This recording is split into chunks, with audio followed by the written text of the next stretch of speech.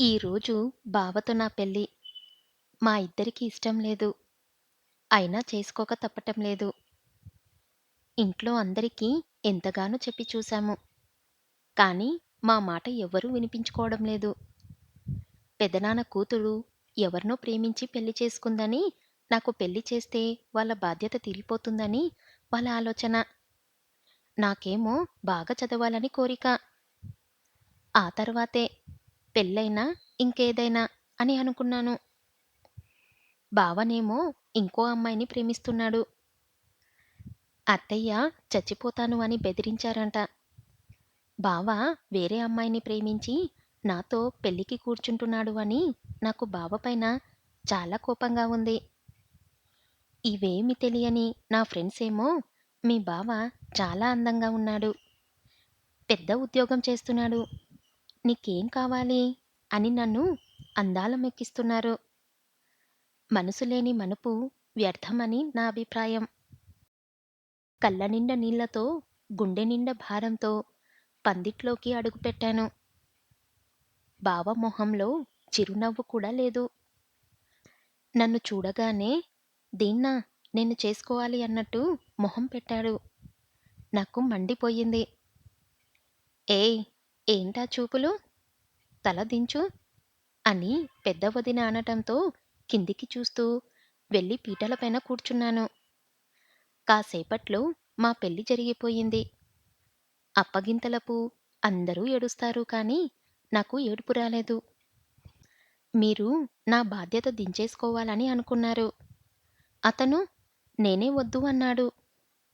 నా బ్రతికేంటో నాకే తెలియదు. దేనికోసం ఏడవాలి అని అత్తవారింటికి బయలుదేరాను.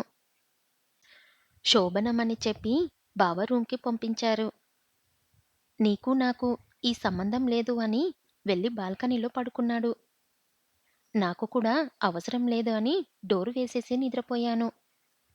నెక్స్ట్ డే డోర్ బాదే చప్పుడు విని మెలకువ వచ్చింది. బావ బాల్కనీ డోర్ ఓపెన్ చెయ్యమని కొడుతున్నాడు. డోర్ ఓపెన్ చెయ్యగానే ఏంటి డోర్ బోల్డ్ పెట్టావు? ఇక్కడ నిన్నెవరు ఏమి చెయ్యలులే అంటూ నన్ను నెట్టుకుంటూ బాత్రూంలోకి వెళ్ళిపోయాడు. కాసేపటికి నేను రెడీ అయ్యి అత్తయ్య దగ్గరికి వెళ్ళాను. ఏమ్మా, నిద్ర పట్టిందా అని అడిగింది. ఆ అని అన్నాను. అందరం కలిసి టిఫిన్ చేసి హాల్లో కూర్చున్నాము. డాడీ, నేను రేపే ఆఫీస్కి రిపోర్ట్ చేయాలి అని అన్నారు. అలా ఎలా కుదురుతుంది? 4 రోజులు కూడా కోడలు ఇంట్లో తిరగొద్దా అని అత్తయ్య గొడవ చేశారు. నీ కోడల్ని నీ దగ్గరే పెట్టుకో, నేను ఆఫీస్కి వెళ్ళాలి అని అన్నాడు బావ. ఏం మాటలురా అవి? సరే, ఇద్దరూ వెళ్ళడానికి ఏర్పాట్లు చేస్తాను అని మామయ్య చెప్పటంతో బావ లోపలికి వెళ్ళిపోయాడు. చిన్నా, నువ్వెళ్ళి అన్నయ్య వదినలు వెళ్ళటానికి ఏర్పాట్లు చెయ్యి అని చెప్పారు మామయ్య. మీరు కూడా రండి అత్తయ్యా అని చెప్పాను. మేము కొన్నాళ్ళు పోయాక వస్తాము అని అన్నారు. నేను వెళ్ళి లగేజ్ అంతా సర్దేసుకున్నాను. ఎందుకైనా మంచిది అని నా సర్టిఫికెట్స్ అన్నీ తెచ్చుకున్నాను. మాకు అవసరమైన సామాన్లన్నీ ప్యాక్ చేసి కార్లో పెట్టించేశారు. అత్తయ్య నన్ను తన గదిలోకి తీసుకెళ్ళి, చూడమ్మా, బావని నీ వాడుక చేసుకోవడం నీ చేతిలో ఉంది. వాడు మాత్రం ఎంతకాలం నిన్ను కాదని ఉండగలడు? నాకు నీపై నమ్మకముంది. నీ చల్లని మనసుతో వాడిని నీ దారిలోకి తెచ్చుకుంటావని, ఒకవేళ వాడు నిన్ను ఎంత హీనంగా చూసినా సరే, నువ్వు మాత్రం ఎలాంటి అఘాత్యం చేసుకోనని మాట ఇవ్వు అని నా దగ్గర మాట తీసుకున్నారు. మామయ్య గారు కూడా అమ్మాయిని బాగా చూసుకోలేదంటే నీ తోలు తీస్తాను అని బావకి వార్నింగ్ ఇచ్చారు. అత్తయ్య ఏకధాటిగా ఏడుస్తూనే ఉన్నారు. అక్కడికెళ్ళాక నా జీవితం ఏ మలుపు తిరుగుతుందో అని భయంగా ఉంది. ఇక్కడైతే అత్తయ్య, మామయ్య, చిన్న తోడుగా ఉన్నారు. అక్కడికెళ్తే బావ నన్ను ఎలా చూస్తాడో అని భయంగా ఉంది. అసలే బావకి కోపమెక్కువ. పైగా ఈ పెళ్లి అతనికి ఇష్టం లేదు. ఏమేమి చూడాల్సి వస్తుందో అని బెంగగా ఉంది. చిన్న డ్రైవర్‌ని మాట్లాడడంతో సాయంత్రం బయలుదేరాము. కాస్త దూరం వెళ్ళగానే బావే కారాపించి ముందు సీట్లో కూర్చున్నారు. మరీ ఇలా అయితే ఎలా? రేపటి నుండి ఇద్దరం ఒకటే ఇంట్లో ఉండాలి. మరి అప్పుడేం చేస్తాడు? అర్ధరాత్రి ఇంటికి చేరుకున్నాము. లాక్ తియ్యి అని కీస్ నా చేతికిచ్చారు. నేను లాక్ తీసి జరిగి నిలబడ్డాను. ఆయన వెళ్తారేమో అని. నేను వెళ్తానని బావ. ఇద్దరం అలా కాసేపు ఆగి అనుకోకుండా ఇద్దరం ఒకేసారి ఇంట్లోకి కుడి కాలు పెట్టాము. నేను వెంటనే లైట్ వేశాను. చూడచక్కగా ఉంది. 2 బెడ్‌రూమ్ ఫ్లాట్ అది. నువ్వు ఈ బెడ్‌రూమ్‌లో ఉండు అని కసురుగా అని ఇంకో బెడ్‌రూమ్‌లోకి వెళ్ళిపోయాడు. నేను హాల్‌లో ఉన్న వాష్‌రూమ్ యూజ్ చేసుకొని డ్రెస్ చేంజ్ చేసుకొని పడుకున్నాను. ఉదయం నేను లేచి చూసేసరికి బావ రెడీ అయ్యి ఆఫీస్‌కి వెళ్ళిపోయాడు. కనీసం వెళ్తున్నానా అని కూడా చెప్పలేదు. సరేలే అన్నీ తెలిసి కూడా ఆయన నుండి ఏం యాక్సెప్ట్ చేస్తాను అని డోర్ వేసుకొని వాష్‌రూమ్‌కి వెళ్ళి వచ్చాను. డోర్ బెల్ రింగ్ అవుతూనే ఉండటంతో వెళ్లి డోర్ ఓపెన్ చేశాను. నమస్కారం మమ్మా. నా పేరు మంగ. ఈ ఇంట్లోనే నేను పని చేసేది అని చెప్పింది. అవునా? సరేరా అని లోపలికి రానిచ్చాను. బాబుగారు ఫోన్ చేసి చెప్పారమ్మా. మీరు ఇంటికి వచ్చారని. అందుకే వచ్చాను. రేపటి నుండి త్వరగానే వస్తాను అని చెప్పింది. సరే, ఏమేం పనులు చేస్తావు? అని అడిగాను. ఇల్లు, బట్టలు, అంట్లు, వంట అన్నీ నేనే చేస్తానమ్మా అని చెప్పింది. సరే, ఇవాల్టి నుండి వంట నేనే చేస్తాను అని చెప్పి తన పని తనని చేసుకోమని చెప్పాను. కిచెన్‌లో ఏమేమున్నాయో చూసుకున్నాను. ఇక్కడ షాపులెక్కడ ఉన్నాయి మంగీ? అని అడిగి తెలుసుకున్నాను. ఆయన రూమ్‌కి వెళ్లి చూశాను. రూమంతా చిందరవందరగా ఉన్నది. మంగిని పిలిచి, "ఏమిటి ఇలా ఉంది?" అని అడిగాను. అయ్యగారు ఈ రూమ్‌లోకి రావద్దన్నారని చెప్పింది. సరే, నువ్వెళ్ళు అని చెప్పి పంపించేశాను. బావ రూమంతా సర్దేసరికి సాయంత్రం అయ్యింది. మామయ్య గారు ఇచ్చిన డబ్బులతో కావలసినవి కొనుక్కొని వచ్చాను. రాత్రి వంట చేసి టీవీ పెట్టుకొని కూర్చున్నాను. బావ కోసం ఎదురు చూసి చూసి భోజనం చేసుకుని లైట్స్ ఆఫ్ చేసి రూమ్‌కి వెళ్ళిపోయాను. రాత్రి 11 గంటలకు డోర్ బెల్ మోగటంతో వెళ్ళి డోర్ ఓపెన్ చేశాను. నన్ను చూడను కూడా చూడకుండా రూమ్‌కి వెళ్ళిపోయారు. నేను డోర్ లాక్ చేశాను. వందనా అని గట్టిగా పిలవటంతో కాదు, అరవటంతో ఉలిక్కిపడ్డాను. ఇంకేముంది, నా రూమ్‌లోకి ఎందుకు వచ్చావని అరవటానికి అని అర్థమైంది. ఆయన్నే బయటికి రాని అని హాల్లోనే కూర్చుండిపోయాను. నేను వెళ్ళకపోయేసరికి తనే వచ్చి నా రూమ్ ఎందుకు సర్దావు అని కాసేపు అరిచి నోటికి వచ్చిన మాటలన్నీ వదిలి లోపలికి వెళ్ళిపోయారు. బాధలో ఉన్నాడాయన. ఫ్రస్ట్రేషన్ కూడా పోవాలి కదా అని గమ్మున కూర్చున్నాను. భోజనం చెయ్యడని అర్థమయ్యి ఫ్రిడ్జ్‌లో పెట్టేసి నేను కూడా నా రూమ్‌లోకి వెళ్ళి పడుకున్నాను. ఉదయం మంగ వచ్చి బెల్ కొట్టడంతో లేచి ఆయనకు టిఫిన్ చేసి టేబుల్ పైన సర్దేసి లంచ్ బాక్స్ ప్యాక్ చేసి మంగకి అప్పచెప్పి నేను రూమ్‌లోకి వెళ్ళిపోయాను. ఆయన ఆఫీస్‌కి వెళ్ళాక బయటికి వచ్చి చూశాను. టిఫిన్ తినేసి బాక్స్ తీసుకెళ్లారని చెప్పింది మంగ. రాత్రిళ్ళు మాత్రం తినకుండానే పడుకునేవారు. ఆదివారం రోజు కూడా ఇంట్లో ఉండేవారు కాదు. ఇలా ఒక 2 నెలలు గడిచిపోయాయి. నేను కూడా పీసీకి అప్లై చేసి కాలేజ్ జాయిన్ అయ్యాను. ప్రతిరోజు నేను రెడీ అయి ఉంటే కూడా ఎక్కడికి అని అడగలేదు. మంగకి చెప్పి పెట్టాను. ఒకవేళ ఎప్పుడైనా అడిగితే బావకి చెబుతుంది కదా అని. కానీ ఆయన ఎప్పుడూ అడగలేదు అని తెలిసింది. ఒకరోజు మంగ వచ్చి "అమ్మా! నేను ఊరెళ్తున్నాను. ఒక వారం రోజుల పాటు రాను" అని చెప్పింది. ఇప్పుడేంటి దారి అనే ఆలోచనలో పడ్డాను. టిఫిన్ చేసి, లంచ్ బాక్స్ ప్యాక్ చేసి, టేబుల్ పైన పెట్టి రూమ్‌కి వెళ్ళిపోయాను. ఒక 2 రోజులు తినలేదు. మూడో రోజు నుంచి లంచ్ బాక్స్ తీసుకెళ్ళాడు. పోనీలే లంచ్ అయినా తింటున్నాడా అని సరిపెట్టుకున్నాను. కానీ రాను రాను బావలో ఏదో ఫ్రస్ట్రేషన్ ఎక్కువయింది. కావాలనే పిలిచి అరవటం మొదలుపెట్టాడు. మౌనంగా ఊరుకున్నాను. ఇలాంటప్పుడు అత్తయ్య వాళ్ళు వచ్చారు. చేసేది లేక బావ రూమ్‌కి షిఫ్ట్ అయ్యాను. ఆయన ఉదయం త్వరగా వెళ్ళిపోయి రాత్రిళ్ళు ఇంకా లేటుగా రావటం మొదలుపెట్టారు. ఎలా ఉన్నామని అత్తయ్య, మామయ్య అడిగారు. అంతా బానే ఉంది అని చెప్పాను. మరి వాడేంటి మాతో మాట్లాడటం లేదు అని అడిగాడు. ఆయనకి చాలా పనులున్నాయి. వదిలేయండి అని చెప్పాను. కొన్నాళ్ళకి మీతో కూడా బానే ఉంటారని అన్నాను. వాడు నిన్నేమైనా అంటున్నాడా అని అడిగారు. అస్సలేమి అనరు అని చెప్పాను. వారం రోజులు ఉండి వెళ్ళిపోయారు. ఒక సండే ఆయన ఇంట్లోనే ఉన్నారు. ఫోన్‌లో ఎవరితోనో చాలా గట్టిగా మాట్లాడుతున్నారు. బతిలాడుతున్నారు అని చెప్పొచ్చు. ఎవరితోనబ్బా అంతగా బతిమాలుతూ మాట్లాడుతున్నారు అని అనుకొని ఊరుకున్నాను. కానీ అప్పటికి చాలా సేపయ్యింది. నాకు డిస్టర్బ్ అవుతుందని బావ రూమ్ డోర్ కొట్టి కొంచెం మెల్లగా అని చెప్పాను. ఫోన్ పెట్టేసి వచ్చి నాపై కేకలేశాడు. ఇదంతా నీ వల్లే అంటూ నోరు పారేసుకున్నాడు. ఇప్పుడేమైంది అని అడిగాను ఊరుకోలేక.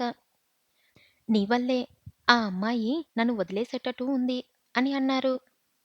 అయితే నేనేం చెయ్యను అని అడిగాను. సంబంధం లేకుండా ఏదేదో మాట్లాడుతున్నాడు అని గెట్ లాస్ట్ అని నా రూమ్‌కి వెళ్ళిపోయాను. కానీ నా వెనకాలే వచ్చి మళ్ళీ అరిచాడు. నేను గమ్మున కూర్చున్నాను. ఇక చేసేది లేక వెళ్ళిపోయాడు. నేనింకా చదవలేను అని బుక్ క్లోజ్ చేసి బయటకు వెళ్ళిపోయాను.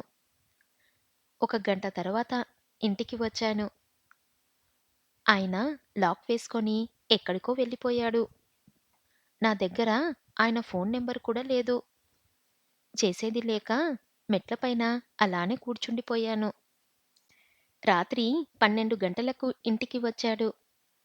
కనీసం అయ్యో అని కూడా అనకుండా లాక్ ఓపెన్ చేసి లోపలికి వెళ్ళిపోయాడు. మొదటిసారి నాకు బావ మీద కోపం వచ్చింది. అరిచి గొడవ చెయ్యాలనే అంతగా. కానీ ఊరుకున్నాను. నిజానికి బావ కంటే ఎక్కువ కోపం నాకు అని మా వాళ్ళ అభిప్రాయం కానీ, నేను ఎందుకు కోప్పడటం లేదా అని నాకే డౌట్‌గా ఉంది. ఒకరోజు ఉదయాన్నే ఫోన్‌లో ఎవరితోనో వాదిస్తున్నాడు. నేను రాను అని చెబితే మీకెందుకు అర్థం కావట్లేదు అని. కానీ అవతల వ్యక్తి మాత్రం బావని ఒప్పించడానికి ప్రయత్నిస్తూనే ఉన్నారు. ఇలా ఒక 2 రోజులు ఫోన్‌లో ఇదే టాపిక్ నడిచింది. సాటర్‌డే రోజు నా దగ్గరికి వచ్చి, "రేపు ఆఫీస్‌లో గ్యాదరింగ్ ఉంది. రెడీగా ఉండు. 6 గంటలకల్లా" అని చెప్పి వెళ్ళిపోయాడు. చక్కగా శారీ కట్టుకొని రెడీ అయ్యి 6 గంటలకల్లా హాల్‌లో కూర్చున్నాను. ఒక్క నిమిషం ఆగి నన్ను చూసి వెళ్లి బయట నిలబడ్డాడు. "ఇంక రా" అన్నట్టు. నేను చటక్కున లేచి చెప్పులు వేసుకొని డోర్ లాక్ చేశాను. కావాలనే కార్ బ్యాక్ డోరు ఓపెన్ చేసి కూర్చున్నాను. "నేనేమన్నా నీ డ్రైవర్‌నా?" అని కయ్యిమని అన్నారు. కారు దిగి ముందు సీట్‌లో కూర్చున్నాను. ఆ రోజు నేను కూర్చున్నాను అని లేచి ముందు సీట్‌లో కూర్చున్నారుగా అందుకని. పార్టీ హాల్‌లో చేరుకోగానే బావ ఫ్రెండ్స్ వచ్చి ఆయన్ని కలిశారు. బావ ఎటూ పరిచయం చెయ్యడని అర్థమయ్యి వాళ్ళే పరిచయం చేసుకున్నారు. వాళ్ళ పేర్లు శరత్, సుధాకర్, ప్రమోద్, కావ్య. నా పేరు వందన అని ఇంట్రొడ్యూస్ చేసుకున్నాను. బావ కళ్ళు మాత్రం ఎవరినో వెతుకుతున్నాయి. బహుశా గర్ల్ ఫ్రెండ్ కోసమే అయి ఉంటాయని ఊరుకున్నాను. బావ పట్టించుకోకపోయినా బావ ఫ్రెండ్స్ మాత్రం నన్ను బాగా చూసుకున్నారు. నాకు ఎక్కడ బోర్ కొట్టకుండా నాతోనే ఉన్నారు. బావ గర్ల్ ఫ్రెండ్ రాగానే ఆయన మొహంలో రంగులు మారడం నేను గమనించాను. ఆ అమ్మాయి చాలా ఫెయిర్‌గా, హుందాగా ఉంది. అంత అందమైన అమ్మాయిని ప్రేమించాడా? అనిపించింది. అంత అందమైన అమ్మాయిని ఎవరు మాత్రం వదులుకుంటారు? అనిపించింది. బావ వాళ్ళ బాస్ వచ్చి, "మిస్టర్ ఉదయ్, మీ వైఫ్‌ని పరిచయం చెయ్యనే లేదు" అని అనటంతో ఆయన తేరుకొని, "సారీ సార్, షీస్ వందన" అని పరిచయం చేసి ఊరుకున్నాడు. "ఏం చేస్తున్నారు?" అని అడిగారు. "ఎంఎస్‌సి ఇన్ మ్యాథమెటిక్స్" అని చెప్పాను. "చాలా డిఫికల్ట్ సబ్జెక్ట్ ఎంచుకున్నారు" అని ఆయన నన్ను మెచ్చుకున్నారు. "అందులో ఏముంది?" అని బావ గునిగాడు. "It is a top subject" అని ప్రమోద్ అనటంతో మూతి తిప్పినంత పని చేశాడు. బావ తన గర్ల్ ఫ్రెండ్ దగ్గరికి వెళ్లి మాట్లాడటానికి ట్రై చేస్తున్నాడు. కానీ ఆమె మాట్లాడ్డానికి ఇష్టపడటం లేదు. బహుశా ఆ రోజు ఫోన్‌లో బతిమాలాడింది ఈ అమ్మాయినేనేమో అని అనుకున్నాను. ఆయన మూడంతా ఆఫ్ అయింది. పార్టీ అయిపోగానే ఇంటికి బయలుదేరాము. కార్ చాలా రష్‌గా డ్రైవ్ చేస్తున్నాడు. ఎదురుగా ఒక ఆవు రావటంతో సడెన్ బ్రేక్ వేశాడు. "బావా జాగ్రత్త" అని అన్నాను. "ఇదంతా నీ వల్లే" అంటూ మళ్ళీ దండకం మొదలుపెట్టాడు. "దేవుడా! ఇల్లు ఎప్పుడొస్తుంది తండ్రి" అని దేవుడికి దండం పెట్టుకున్నాను. ఇల్లు చేరేంత వరకు ఇదే గోల. ఇల్లు చేరగానే హమ్మయ్య అని ఊపిరి పీల్చుకున్నాను. డ్రెస్ చేంజ్ చేసుకొని నిద్రపోయాను. కాలేజ్‌కి సెలవున్నాయని అన్నయ్య, వదిన వచ్చి నన్ను ఇంటికి తీసుకెళ్లారు. మంగకి ఫోన్ చేసి ఎప్పటికప్పుడు ఎలా ఉన్నారో కనుక్కున్నాను. "అమ్మా, బాబుగారు అన్నమే తినటం లేదు" అని చెప్పింది. "ఎందుకు?" అని అడిగాను. "బహుశా నా వంట నచ్చటం లేదేమో." "అదేంటి? నేను రాకముందు నువ్వు వడ్డిందేగా తినేవారు" అని అన్నాను. "తినడానికి కూర్చుంటున్నారు గాని సగం తినేసి వెళ్ళిపోతున్నారు. లంచ్ బాక్స్ కూడా తినకుండా తీసుకొస్తున్నారు" అని చెప్పింది. సరే, నేను మాత్రం ఏం చేస్తాను అని ఊరుకున్నాను. ఒకరోజు అన్నయ్య నన్ను పిలిచి అడిగాడు, "ఉదయ్ ఎలా ఉన్నాడు నీతో?" అని. "ఇప్పుడు మీకెందుకన్నయ్యా? ఆ ఆలోచనలు వదిలెయ్యమని చెప్పాను." "అంటే వాడు నిన్ను బాగా చూసుకోవటం లేదా?" అని అడిగారు. "వాడేంటి అన్నయ్యా? ఇప్పుడు మీ బావ, ఈ ఇంటి అల్లుడు. ఉదయ్ అని మాట్లాడు" అని అనేసి నా రూమ్‌కి వెళ్ళిపోయాను. "అదేంటన్నయ్యని అంత మాట అనేశాను" అని చాలా సేపు బాధపడ్డాను. ఇంక ఉండబట్టలేక అన్నయ్యకి సారీ చెప్పాను. "నాదే తప్పు" అని అన్నారు అన్నయ్య. అన్నయ్యనే ఫోన్ చేసి, "వందనని పంపిస్తున్నాను. కాస్త బస్ స్టేషన్‌కి వెళ్ళి పికప్ చేసుకో ఉదయ్" అని చెప్పారు. కానీ బావ రాలేదు. నేను కూడా మొండిగా బస్టాండ్‌లోనే కూర్చున్నాను. ఆయన రాత్రి 8 గంటలకు బస్టాండ్‌కి వచ్చారు. బావని చూడగానే నా బ్యాగ్ తీసుకొని వెళ్లి కార్‌లో కూర్చున్నాను. ఇంటికి వెళ్ళగానే మళ్ళీ దండకం మొదలుపెట్టాడు. "అక్కడే కూర్చోకపోతే ఆటోనో, క్యాబ్‌నో ఎక్కి ఇంటికి రావచ్చు కదా" అని. ఆయన మాట్లాడి మాట్లాడి అలసిపోయాక నేను బాత్రూంకి వెళ్లి స్నానం చేసి వచ్చి బెడ్ ఎక్కేశాను. మంగ వచ్చి బెల్ కొట్టడంతో బావనే వెళ్లి డోర్ ఓపెన్ చేశాడు. "ఏమైందమ్మా? ఇంకా లేవలేదు?" అంటూ నా చెయ్యి పట్టుకొని చూసింది. "ఏంటమ్మా, ఒళ్ళు ఇలా కాలిపోతుంది?" అని బాధపడుతూ వెళ్లి బావని పట్టుకొచ్చింది. "ఏదైనా ఫీవర్ టాబ్లెట్ ఉంటే వేసుకోమని చెప్పు" అని చెప్పి వెళ్ళిపోయాడు. మంగకి కోపం వచ్చి, ఆయన పైనే అరిచేసింది. "ఏంటి బాబూ! ఆ అమ్మకి అంత చలి జ్వరముంటే ఏదో టాబ్లెట్ వేసుకోమంటారు? వెళ్లి ఎవరైనా డాక్టరుంటే చూడండి" అని బయటకి గెంటేనంత పని చేసింది.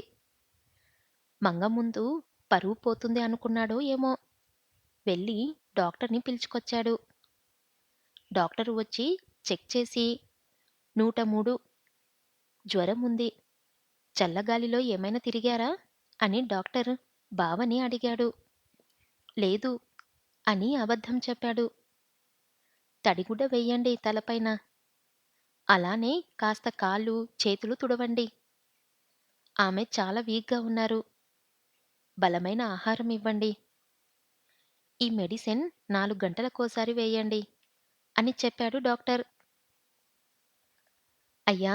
అమ్మగారికి చలి తగ్గటం లేదు బాబూ అని మంగ అడగడంతో ఈ మందులేసి జాగ్రత్తగా చూసుకోండి. ఫీవర్ ఇంకా ఎక్కువ కాకుండా చూడటం ఇంపార్టెంట్ ఉదయ్. లేదంటే అంటూ ఆపేశారు. రండి మనం బయటికి వెళ్లి మాట్లాడుకుందాము అని చెప్పి బావని తీసుకొని డాక్టర్ బయటికి వెళ్లారు. అమ్మా! ఏమైనా తింటారా? అని అడిగింది. నాకేం వద్దు అని దుప్పటి కప్పుకొని పడుకున్నాను. డాక్టర్ వెళ్ళిపోయాక మంగ వచ్చి, అమ్మా! ఈ పాలు తాగి మాత్రలు వేసుకో అని ఇచ్చింది. అమ్మ ఏదైనా ఉంటే ఫోన్ చెయ్యమ్మా అని చెప్పి వెళ్ళిపోయింది. పాపం 3, 4 సార్లు వచ్చి చూసి వెళ్ళింది. ఏమిటమ్మా!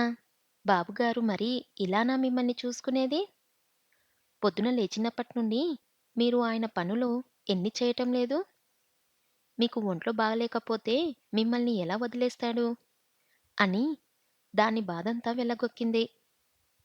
పోనీ మంగీ, బావకి ఇవన్నీ తెలియదు అని చెప్పి ఇంటికి పంపించేశాను.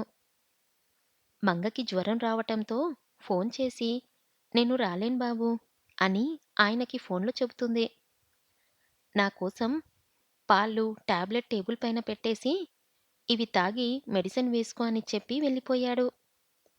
ఎంతసేపైనా నాకు ఓపిక రాకపోవడంతో పడుకునే ఉన్నాను. రాత్రికి ఎప్పుడో బాగా చీకటి పడ్డాక డోర్ ఓపెన్ చేసిన శబ్దం అయ్యింది. ఆయన్నే అయి ఉంటారని ఊరుకున్నాను. బావ రూమ్‌లోకి వచ్చి, ఏంటి ఉదయం పెట్టిన పాలు తాగలేదు? అని విసుక్కున్నారు. నాకు జవాబిచ్చే ఓపిక కూడా లేదు. కొన్ని పాలు తాగించి మెడిసిన్ చేతికి ఇచ్చి వెళ్ళిపోయాడు. చలి బాగా ఎక్కువయింది. నేను ములుగుతూ ఉన్నాను. ఎవరో నాపై దుప్పటి కప్పటం తెలిసింది. అయినా చలి తగ్గటం లేదు. కాసేపటికి ఎవరో నా మీద చెయ్యి వేశారు. దాంతో నాకు వణుకు తగ్గింది. ములగడం కూడా ఆపేశాను. కాసేపటికి నిద్రలోకి జారుకున్నాను. ఉదయం లేచేసరికి కాస్త ఫీవర్ తగ్గింది. బావ ఇడ్లీ తెచ్చి ఇచ్చాడు. ఒక ఇడ్లీ తినిపించేసి టాబ్లెట్ ఇచ్చాడు. అవి వేసుకొని నిద్రపోయాను. మధ్యాహ్నం మెలకువ వచ్చింది. ఫీవర్ తగ్గిపోవటంతో కిచెన్‌లోకి వెళ్ళాను. బయట నుండి తెస్తాన్లే అని అన్నాడు. బావా! ఇంకా ఆ బ్రెడ్, ఇడ్లీ తినడం నా వల్ల కాదు అని అన్నాను. ముందు బావ అని పిలవటం ఆపు అని చిరాగ్గా అన్నాడు. సరే అని అన్నాను. ఇంట్లోనే ఏదో ఒకటి చేస్తానులెండి అని అన్నాను. నాకు చెప్పు ఏం చెయ్యాలో నేను చేస్తాను అని అన్నాడు. బియ్యం కడిగి రైస్ కుక్కర్‌లో పెట్టమని చెప్పాను. టమాటో రసం ఒకటి చేద్దామని ఎలా చేయాలో చెప్పాను. చెప్పినట్టుగా చేశాడు. ముందుగా నాకు అన్నం కలిపి ఇచ్చాడు. నేను తినేసి టాబ్లెట్ వేసుకున్నాను. నాకు నిద్ర రాకపోవడంతో హాల్‌లో కూర్చున్నాను. బావ అన్నం పెట్టుకొని తింటున్నాడు. అప్పడం వేయించానా? అంటే వద్దు అన్నాడు. పోనీలే ఉట్టి రసం ఏం తింటాడు అని లేచి ఆమ్లెట్ వేసి ఇచ్చాను. థాంక్స్ అని ప్లేట్ తీసుకొని కడుపు నిండా అన్నం తినేసి రూమ్‌కి వెళ్లి పడుకున్నాడు. సాయంత్రం వరకు లేవలేదు. బావ లేచి రాగానే నేను నా రూమ్‌లోకి వెళ్తుంటే, "పర్వాలేదు కూర్చో" అని ఘాటుగా అన్నాడు. ఇద్దరం కలిసి టీవీ చూశాము. రాత్రికి బావనే అన్నం వండి ప్లేట్‌లో పెట్టి ఇచ్చాడు. తినేసి మందులేసుకొని పడుకున్నాను.